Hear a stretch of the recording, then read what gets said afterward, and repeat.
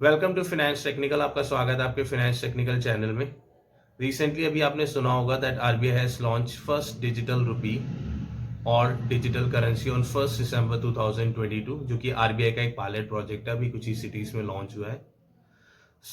इस वीडियो में हम जानेंगे basically what is digital rupee होता क्या है, how it is different from UPI, RTGS, IMPS, how it is different from crypto currency, is there any risk associated with the digital currency जो आप hold करोगे, कोई रिस्क तो नहीं है। Why RBI bring that digital currency, क्योंकि हमारे पास अब जो अदर पेमेंट मेथड्स है, क्या इसकी जरूरत है बेसिकली, और इसमें हमें कोई इंटरेस्ट रेट मिलेगा, इसका बैंकिंग सेक्टर पे क्या इम्पैक्ट होगा। तो we are going to discuss all these topics one by one. And अगर आप इस वीडियो को एंड तक देखोगे तो मुझे नहीं लगता कि आपको कोई नेक्स्ट वीडियो देखने की जरूरत पड़ेगी। So let's get started. First let's understand what is digital rupee. So digital rupee is also known as CBDC, central bank digital currency. आप इसको CBDC भी बोल सकते हो, इसको आप ई रुपी भी बोल सकते हो, इसको आप डिजिटल करेंसी बोल सकते हो, आप इसको डिजिटल रुपी भी बोल सकते हो। जो आरबीआई ने टर्म यूज करी है वो बेसिकली सीबीडीसी है, central bank digital currency. Digital rupee is similar to your paper currency, जो आपकी फिजिकल फॉर्म में है। जो आपके 500 रुपए का नोट है या 2000 रुपए का नोट है, वो आपका फिजिकल फॉर्म में है। तो डिजिटल रुपी जो है वो सिमिलर है, बट जो आप 500 रुपए या 2000 रुपए का जो फिजिकल नोट्स होते हैं, वो आप बेसिकली अपने वॉलेट में रखते हो या अपने घर में रखते हो या आप अपनी पॉकेट में रखते हो। वो बेसिकली आप उसे फिजिकल फॉर्म में रखते हो, जिसको आप टच कर सकते हो। बट इन डिजिटल रुपी वो बेसिकली आप इसे अपनी पॉकेट में नहीं रखते, आप इसे घर में नहीं रखते, वो बेसिकली वर्चुअली आप उसे अपने ई वॉलेट में स्टोर करोगे। जो कि आपका एक इलेक्ट्रॉनिक फॉर्म में होगा। अब बेसिकली क्या होता है कि जैसे अभी फॉर एग्जांपल अगर आपको कोई प्रोडक्ट बाय करना है तो आप कैसे बाय करते हो? आप किसी भी शॉप पे जाते हो, आप अपनी फिजिकल फॉर्म में उसको पे करते हो, 500 रुपए का नोट या 2000 रुपए का नोट, जो भी कॉस्ट है उसके अकॉर्डिंगली आप पे करते हो और आपको उसके बदले में प्रोडक्ट मिल जाता है। इन डिजिटल रुपी में क्या होगा, जब आप कोई पेमेंट पे करनी होगी, how it basically it will work, आप उसे अपने ई वॉलेट से पे करोगे और जो रिसीवर है वो उसके ई वॉलेट में क्रेडिट हो जाएगा। दैट मीन्स कि आपको कोई फिजिकल फॉर्म में पैसा रखने की जरूरत नहीं है। आपकी वो जो फंड्स होंगे वो आपके वर्चुअली आपके ई वॉलेट में स्टोर होंगे, आपके ई वॉलेट से डिडक्ट हो जाएंगे और उसके ई वॉलेट में क्रेडिट हो जाएंगे जो रिसीवर होगा।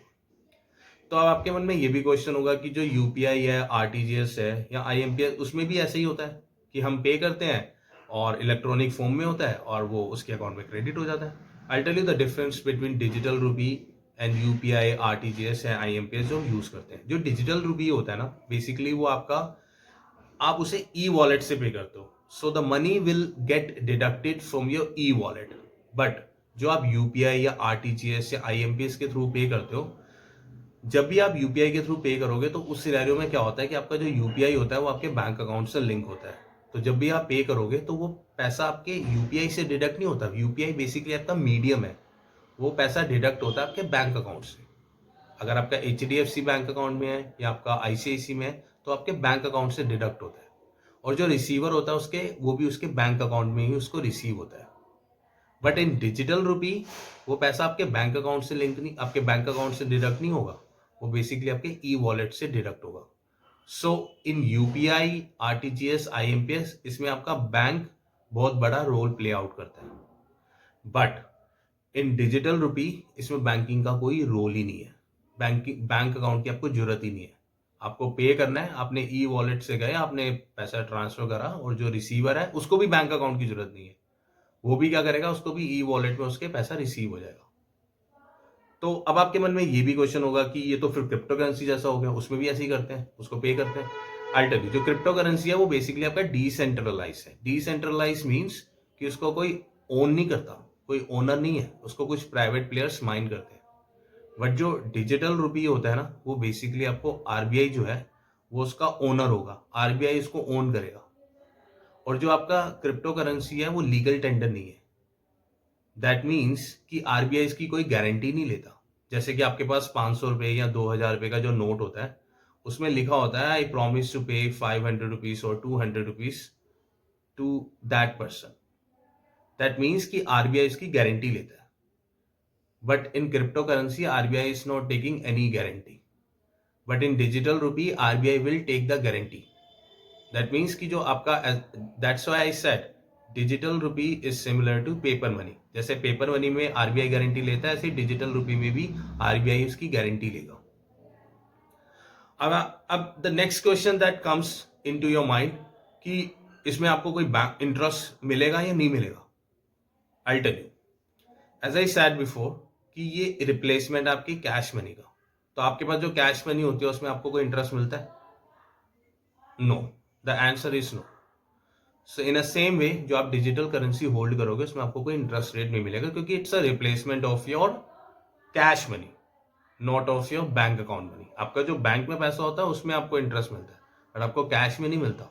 सो इन अ सेम वे जो डिजिटल रुपी होता है उसमें भी आपको इंटरेस्ट रेट नहीं मिलेगा, और आपको कोई बैंक अकाउंट की जरूरत भी नहीं है.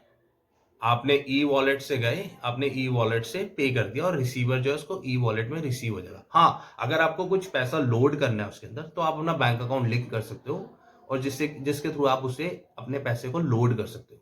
और अगर आपको विड्रॉ करना है तो उस किनारियों में आपको बैंक अकाउंट को ई वॉलेट से लिंक करना पड़ेगा, और from e wallet to bank account आपको पैसा ट्रांसफर करना पड़ेगा, और जिससे कि आप उसे विड्रॉ कर सकते हो.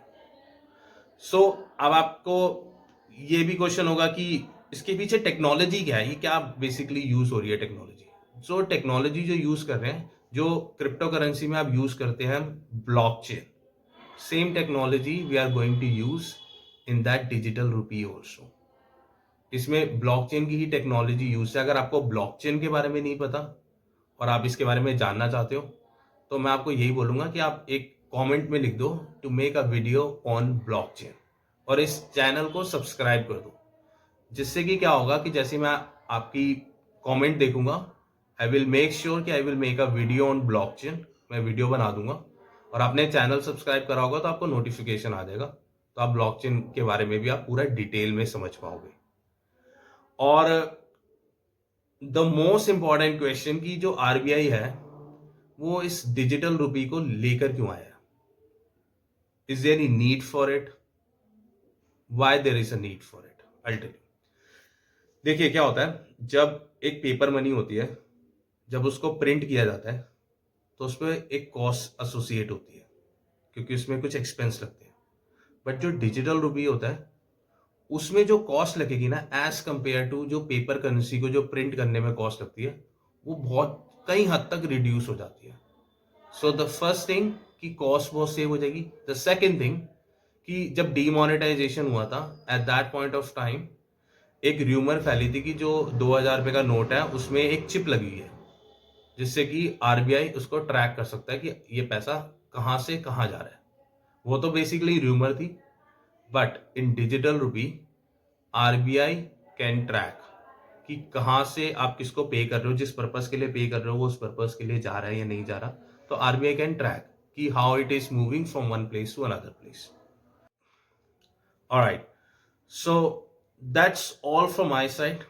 अगर आपको ये वीडियो पसंद आई हो तो प्लीज इस वीडियो को आप लाइक कर सकते हो, चैनल को सब्सक्राइब करो, जिससे कि जो भी हम नेक्स्ट वीडियो बनाएंगे आपको नोटिफिकेशन आएगा. That's how you can increase your knowledge. आप इस चैनल को सब्सक्राइब करोगे, आपको कुछ पैसे नहीं पे करने, बट आपको मोर नोटिफिकेशन आएंगे, आपको मोर, जिससे कि आपकी फाइनेंस से रिलेटेड आपकी नॉलेज बढ़ेगी. और शेयर भी कर सकते हो